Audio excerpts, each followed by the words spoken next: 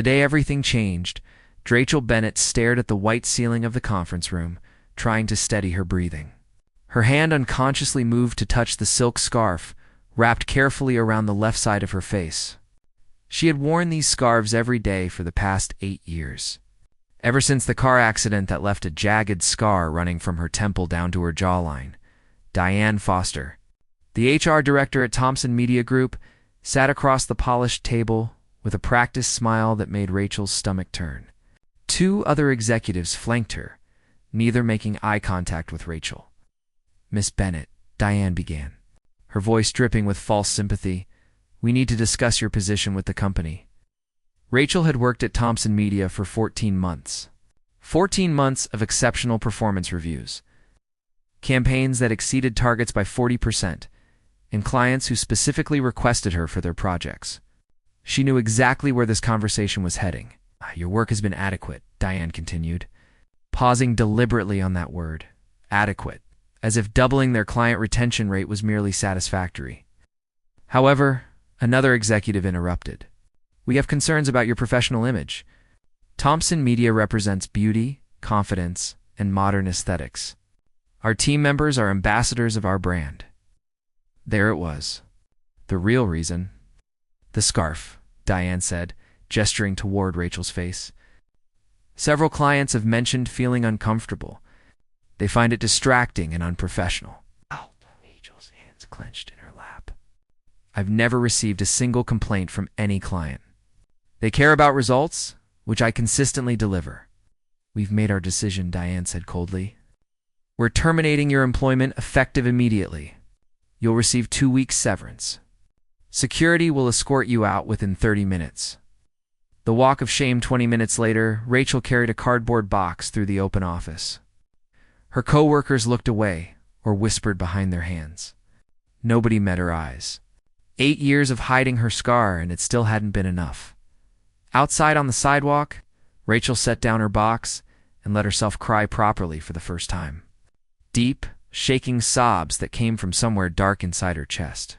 Her phone buzzed. A text from her younger sister Emma. "Coffee after work? Haven't seen you all week?" Rachel couldn't tell Emma what happened. Not yet. Emma was 22, in her final year of college, and believed Rachel could accomplish anything. How could she explain that all her education and talent meant nothing when measured against a scar and a piece of silk? She typed back, "Rain check. Busy tonight." The sister's Lovema showed up at Rachel's apartment anyway.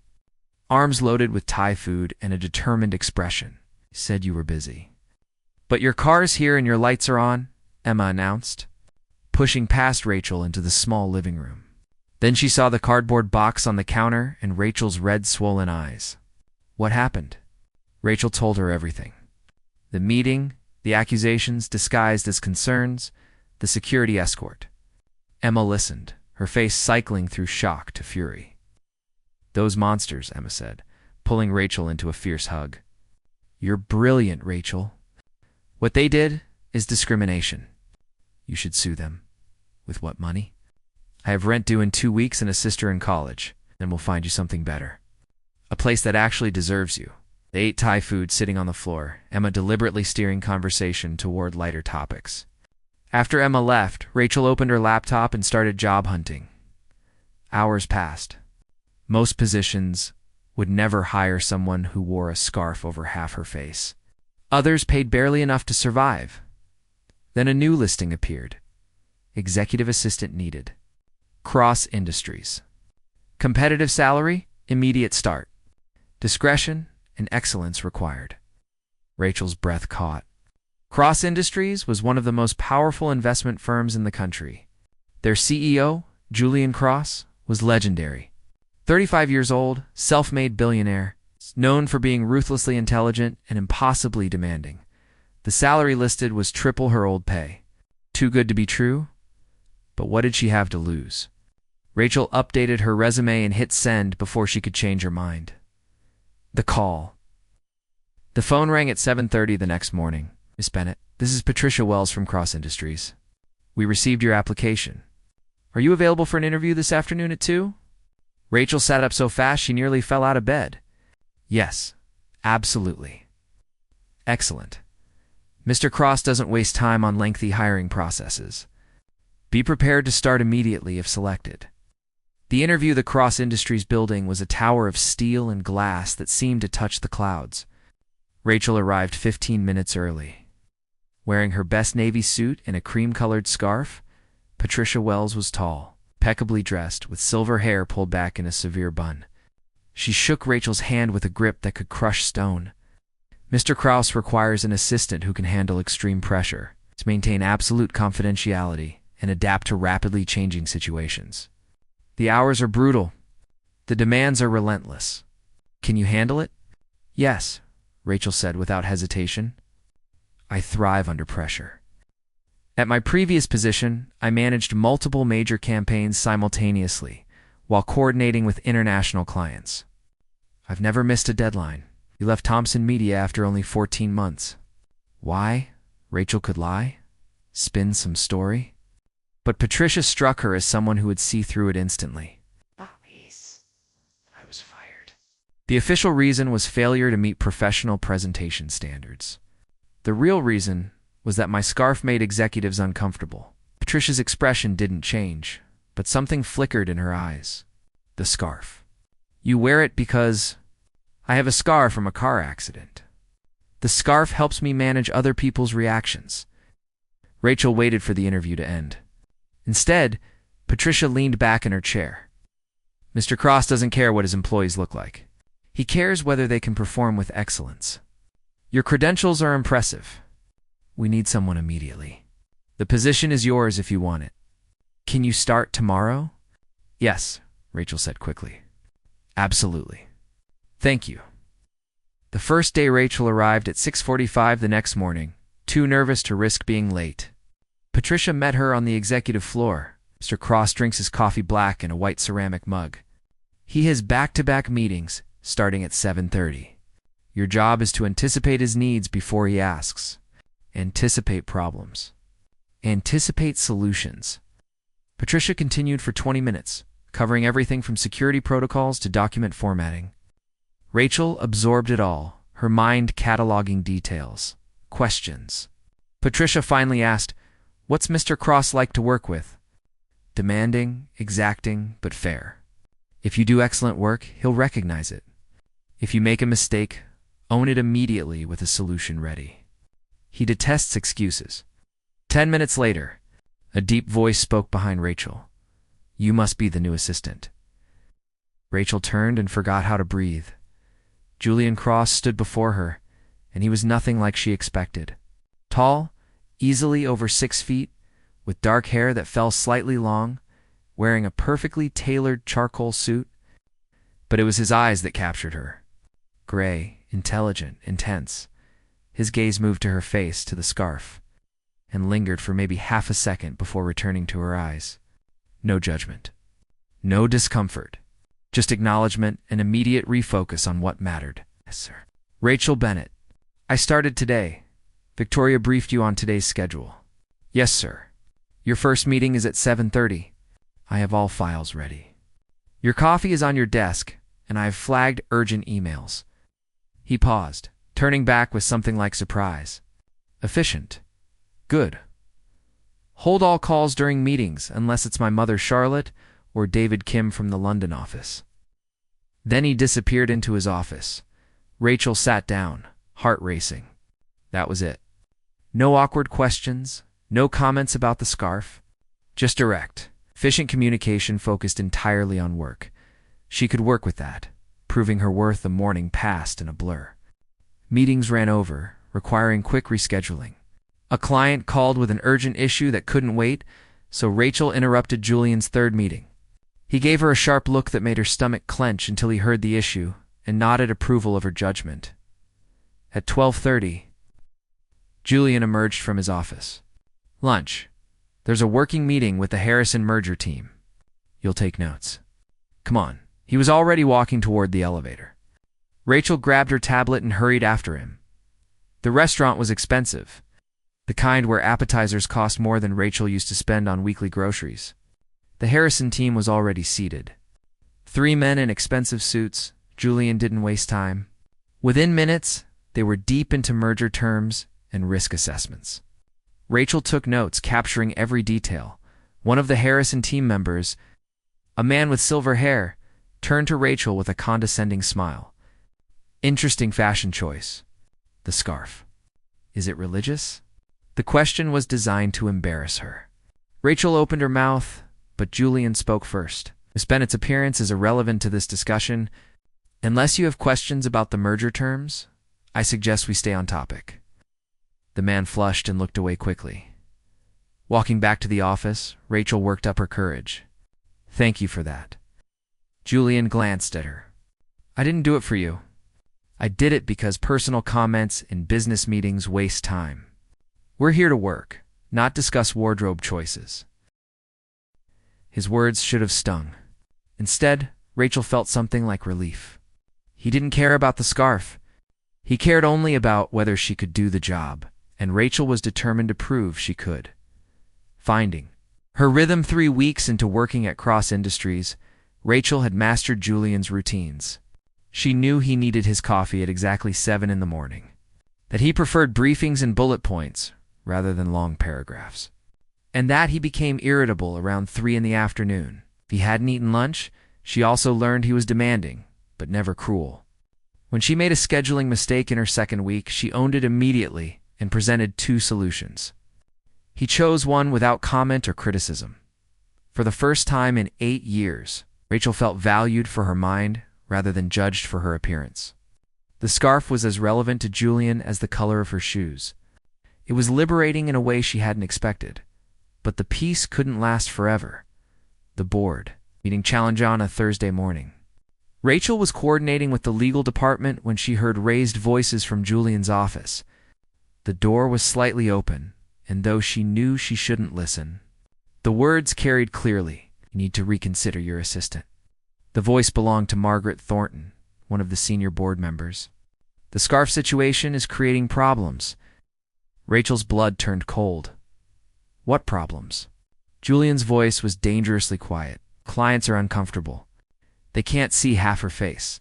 It's unsettling, and frankly, it reflects poorly on the company. We have standards, Julian. Image matters in this business. Image matters? Julian repeated, his tone glacial. Tell me, Margaret, does Miss Bennett's work performance meet standards? That's not the point. Exactly the point. Since she started, my schedule runs more efficiently.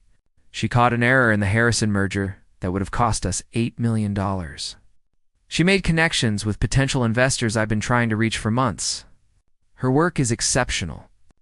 So I ask again, what's the actual problem? The problem is trust. How can people trust someone whose face they can't fully see? Rachel heard footsteps, then Julian's voice colder than she'd ever heard it. Let me be absolutely clear. Miss Bennett's employment is not up for debate. If you or anyone else on this board has a problem with that, you're welcome to resign. But you will not question my hiring decisions based on prejudice. Julian, be reasonable. I am being reasonable. You're being discriminatory. This conversation is over. Get out of my office. Heavy silence, then footsteps.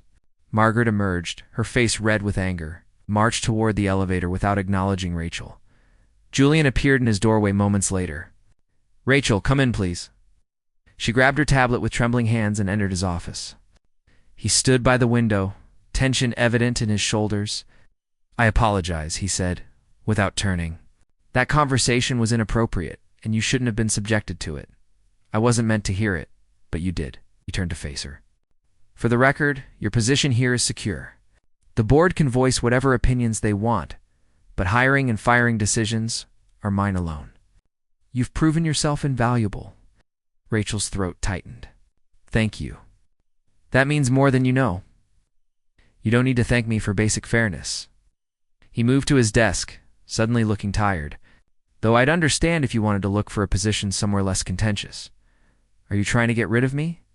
God, no. You're the best assistant I've ever had. But I also won't blame you if dealing with this prejudice isn't worth it. Rachel thought about Thompson Media, about being fired for her appearance, about years of hiding and shame. She thought about letting other people's comfort matter more than her own dignity. I'm not going anywhere, she said firmly. If they have a problem with my scarf, that's their problem. I'm doing excellent work, and I'm not going to let small-minded people drive me out of a job I'm good at. Julian's expression shifted, something like respect crossing his features. Good, because I'd hate to lose you. The corporate gala 2 weeks later, Julian stopped by Rachel's desk on a Friday evening. I have a charity gala next Saturday. Black tie event. I need you there. Of course, I'll coordinate the logistics. You'll also need to attend as my guest. Rachel blinked. Your guest? These events require socializing and remembering people's names and their pet projects. I'm terrible at all of it. You, however, have excellent people skills. Consider it networking on behalf of Cross Industries. He pulled out a black credit card. You'll need a formal gown. Business expense. Rachel stared at the card. The scarf might draw attention. People always talk. Let them. His voice was matter-of-fact. Anyone who has a problem with your appearance can take it up with me. Shopping and preparation, the boutique was the most expensive place Rachel had ever entered. The sales associate, Beverly, initially looked skeptical until Rachel presented Julian's credit card. Then Beverly's entire attitude shifted. We have several options perfect for a gala, Beverly said, leading Rachel through racks of stunning gowns after trying on countless dresses. Beverly brought out one that made Rachel pause. Deep emerald green silk that shimmered in the light. The design was elegant with a fitted bodice and flowing skirt. Off-shoulder sleeves framed her collarbone beautifully. That's the one, Beverly declared. Rachel stared at her reflection. Even with the scarf, the gown transformed her into someone who belonged in ballrooms. I'll take it, she said. The gala night, Julian picked Rachel up in a sleek black car. When she emerged wearing the emerald gown and a matching green scarf, she caught his expression shift briefly before his. Professional mask returned. You look appropriate, he said as she slid into the car. Rachel was learning that. Appropriate was Julian's way of saying stunning. The gala was held at the National Art Museum. Women dripped with jewels. Men wore custom tuxedos. Champagne flowed freely. Rachel felt immediately overwhelmed. Julian offered his arm. Remember, you're here to work. Observe, listen, note anyone who mentions opportunities. And don't let me get cornered by Harold Morrison. He talks endlessly about golf. Despite her nerves, Rachel laughed. They entered together and heads turned. Rachel heard whispers. Who is she? Is that Cross's girlfriend? What's with the scarf? Julian seemed oblivious, moving through the crowd with easy confidence.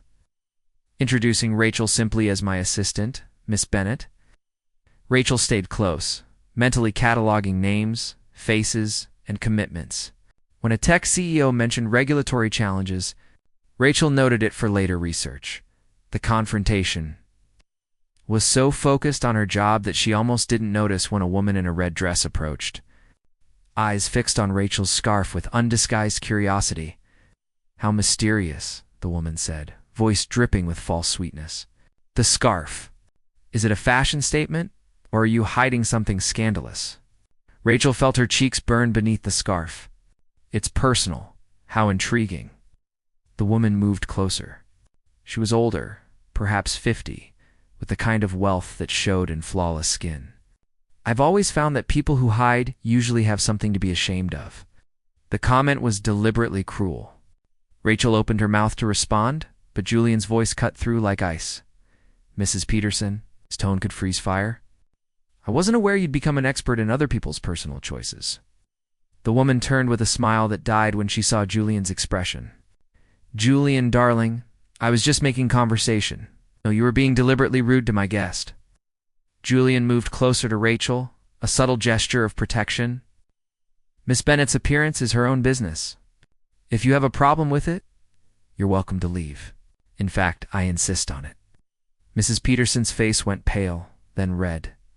I didn't mean to offend, and yet you did spectacularly. Julian turned away, dismissing her completely. Come, Rachel. I see someone I actually need to speak with. He guided Rachel away, his hand lightly touching her elbow. When they were out of earshot, Julian leaned down slightly. Are you all right? I'm fine. You didn't have to do that. Yes, I did. Mrs. Peterson delights in making others uncomfortable. Someone needed to tell her that behavior is unacceptable. He glanced at Rachel. Besides, you work for me. An insult to you is an insult to my judgment. The terrace moment around 10 in the evening, they stepped onto a terrace overlooking the museum gardens. The night air was refreshing after the crowded ballroom. You did well tonight, Julian said, leaning against the stone railing. Sarah Chen mentioned her company is looking for investment partners. You managed a meeting I've been trying to get for months. She was impressed you brought your assistant to a social event. Said it showed you valued people, not just employees. Julian made a sound that might have been a laugh. Interesting interpretation. I brought you because you're useful. That's romantic. This time he definitely laughed. Romance is inefficient. Usefulness is timeless. They stood in comfortable silence, looking out at the gardens. Rachel was acutely aware of Julian's presence, the clean scent of his cologne, the way moonlight caught in his dark hair. Can I ask you something? Julian said suddenly. That depends on the question. The scarf. You wear it because of a scar, but you've never let it affect your work. Never used it as an excuse. So I'm curious. Why hide it? Rachel's breath caught. Because people are cruel. Not everyone, but enough that it's easier to hide than deal with constant stares and questions. That's their problem, not yours. It becomes my problem when it costs me jobs. When people judge my competence based on my appearance, they're idiots, Julian stated, with such certainty that Rachel almost laughed. Intelligence, competence, work ethic, those are what matter. Everything else is noise. Paused. I have scars too. Burns on my arms from a kitchen fire when I was 19. I hid them for years. Wouldn't wear short sleeves. Rachel hadn't known. Julian always seemed so confident. What changed? She asked softly. I realized I was letting other people's potential reactions control my life. I had a choice. Hide or live fully. I chose to live fully. He looked at her. I'm not saying you should remove the scarf. That's your choice. I'm just saying you shouldn't have to hide because other people are weak. Rachel's eyes stung with emotion. It's not that simple. Nothing important ever is. Growing connection. The car ride home was quiet, both tired from the long evening. When they reached Rachel's apartment, Julian walked her to the door. Thank you for tonight, he said. You were an asset, as expected. Just doing my job, Mr. Cross. Julian. When we're not in the office, you can call me Julian. The use of his first name felt intimate. Thank you, Julian. For defending me and for what you said on the terrace, I meant every word. He held her gaze for a moment longer than necessary. Good night, Rachel. She watched him return to the car, then floated up to her apartment. Emma was waiting, despite the late hour. Okay, spill. How was it? Rachel collapsed onto the couch. Complicated. Complicated good or complicated bad? I don't know yet. But as Rachel got ready for bed, she couldn't stop thinking about Julian's words. About living fully instead of hiding. About being valued for competence rather than appearance in the bathroom mirror. She looked at the scarf, knowing the scar beneath it. For the first time in years, she wondered what it might be like to stop hiding. The thought was terrifying. But also maybe liberating. A new friendship. The following Monday, a woman around Rachel's age stopped by her desk. She had warm brown eyes and an easy smile. Hi, I'm Natalie Brooks from the marketing department. I heard you absolutely destroyed Mrs. Peterson at the gala. She's been insufferable for years. It was about time someone put her in her place. Rachel smiled. That was actually Julian, not me. But you inspired it. Listen, a few of us grab lunch on Wednesdays. Want to join? It was the first time a colleague had invited Rachel to anything social. I'd like that. Natalie became Rachel's first real friend at Cross Industries. She never asked about the scarf, never made Rachel feel different. She just treated Rachel like a person. Building trust over the next month, something shifted between Rachel and Julian. He started asking her opinion on more than logistics. When reviewing proposals, he'd want her analysis. When considering investments, he'd ask her thoughts. One evening, working late on projections, Julian leaned back in his chair. "You're wasted as an assistant. Your analytical skills are exceptional. Have you considered an MBA? Business school is expensive, and I'm helping Emma through college. Cross Industries has an educational assistance program. Full tuition reimbursement and flexible scheduling." He pulled up information on his computer. "Think about it. You have the aptitude for strategy work." That night, Rachel researched MBA programs. It was actually possible. The following weeks fell into a comfortable rhythm. Rachel and Julian worked seamlessly together, anticipating each other's needs. Patricia commented that Julian seemed calmer, less likely to terrify junior staff. But Rachel was also developing feelings that went beyond professional respect. The way Julian listened, like her opinions mattered. How he defended her without hesitation. His rare smiles that made her heart skip. She told herself she was imagining things. But the tension between them was undeniable. Emma noticed immediately. "You're falling for your boss. It's complicated. He's my employer. He's also someone who sees your worth. Maybe it's time to take a risk." Rachel didn't know if she was brave enough for that. The turning point 2 months after the gala. Rachel sat at her desk early one Monday morning. The office was quiet, just her and the hum of computers. She'd been thinking all weekend about Julian's words on the terrace. "You shouldn't have to hide because other people are weak." Her hands trembled as she reached up and slowly untied the scarf. The silk fell away, and for the first time in 8 years, Rachel sat at her desk with the scarf fully visible. The jagged line ran from her left temple down to her jawline. A permanent reminder of the accident that had killed her parents and changed her life forever? She'd hidden it for so long, had letting other people's comfort matter more than her own freedom, but maybe it was time to stop hiding. She waited for panic to hit, for the instinct to cover up again. Instead, she felt something else. Liberation. Patricia arrived first at 8. She stopped mid-step, eyes widening as she took in Rachel's face. Then Patricia smiled. "Good morning, Miss Bennett. You look lovely today. Simple, direct, no big deal. Just acknowledgement and a compliment." "Thank you," Rachel said, her voice steady. Other employees began arriving. Some did double takes. A few stared longer than polite, but others simply nodded good morning and continued to their desks. At 7:30, the elevator opened. Julian stepped out, already reviewing something on his phone.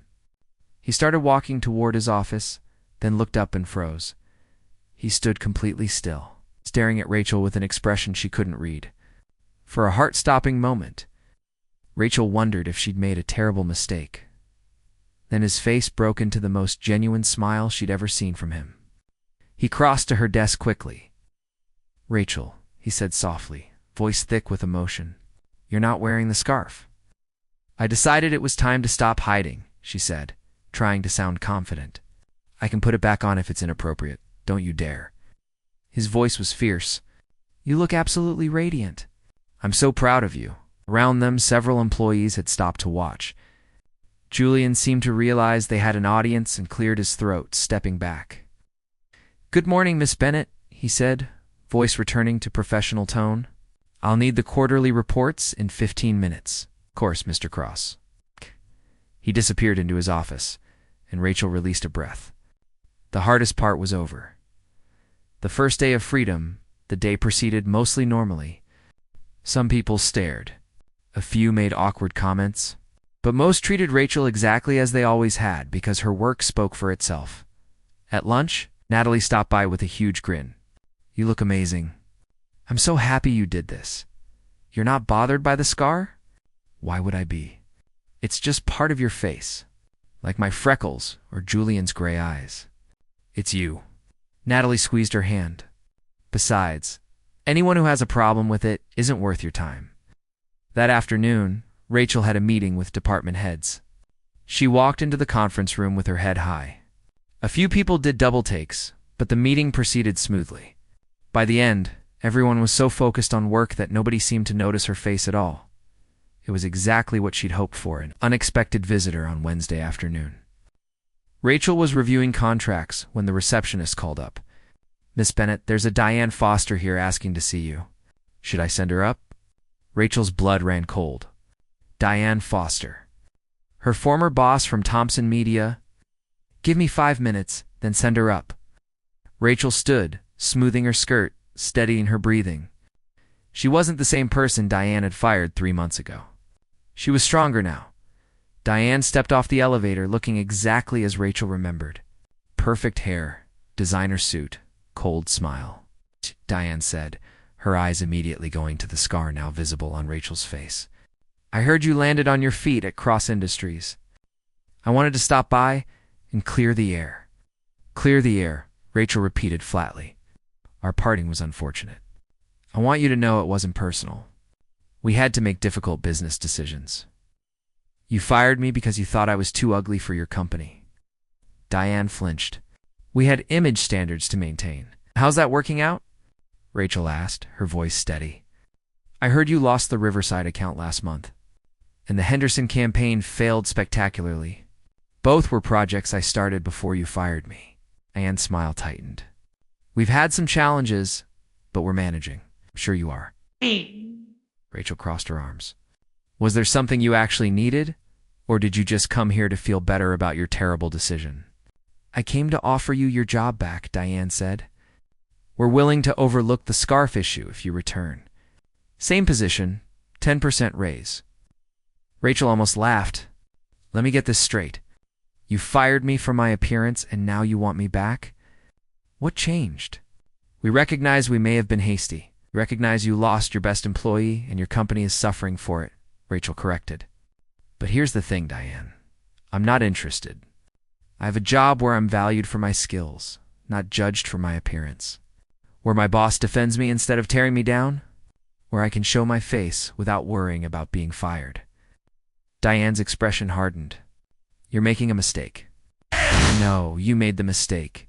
I'm just living with the consequences of your prejudice. Rachel gestured toward the elevator. Now, if you'll excuse me, I have actual work to do. Diane left without another word, and Rachel sat down, adrenaline pumping through her veins. She'd done it. She'd stood up to the person who'd made her feel worthless. Julian appeared at her desk moments later. Patricia said you had a visitor. Everything okay? Everything's perfect, Rachel said, smiling. Just closing a chapter of my life. The business conference 2 weeks later, Rachel and Julian traveled to Chicago for a major industry conference. 3 days of presentations, networking, and meetings.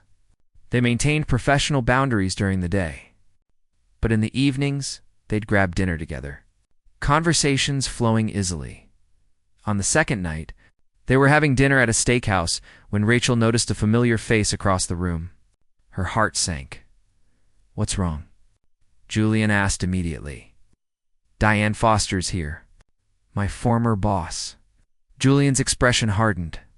The one who fired you? Yes, you should probably finish your dinner, Julian interrupted. She doesn't get to chase you away. Diane approached their table anyway, her eyes moving between Rachel and Julian with barely concealed surprise. Rachel, what a coincidence. And you must be Julian Cross. I'm Diane Foster from Thompson Media. I know who you are, Julian said coldly. Rachel mentioned you, did she? Diane's smile was strained. I hope she explained that her departure was simply a business decision. She explained that you fired her because of prejudice and stupidity, Julian said. His voice quiet but carrying unmistakable authority. You let one of the most talented employees your company ever had walk out over shallow thinking. Diane's face flushed. That's not entirely accurate, isn't it? Julian stood, placing a hand on Rachel's shoulder. Rachel has been with Cross Industries for 4 months. In that time, she saved us from costly mistakes, secured major investments, and proven herself invaluable. Your loss was my gain. He pulled out his wallet and placed cash on the table. Now, if you'll excuse us, we have better things to do than waste time on people who can't recognize talent. They left Diane standing speechless. Outside, Rachel let out a breath she didn't know she'd been holding. You didn't have to do that, she said, though emotion made her voice thick. Yes, I did. That woman hurt you, made you feel less than what you are. Julian turned to face her, his gray eyes intense. I meant what I said, Rachel. You're invaluable to cross industries. To me, the way he said to me made Rachel's heart race. Julian, she began, but he continued. I know this is inappropriate. I know I'm your boss and there's a power dynamic. But I can't keep pretending I see you as just my assistant. He took a breath. I have feelings for you, Rachel. Real feelings that have nothing to do with our professional relationship. Rachel's mind raced. I feel the same way. I've been trying not to, trying to maintain boundaries, but I can't help it. Julian's face transformed, tension releasing into joy. Really? But this is complicated. Then we'll figure it out together. He reached for her hand. We'll keep it private for now. Take it slow. Be professional at the office. But outside the office, we can explore what this is. Their first official date was perfect. They went to a quiet restaurant, talked about everything except work, and discovered how much they enjoyed each other's company beyond the office.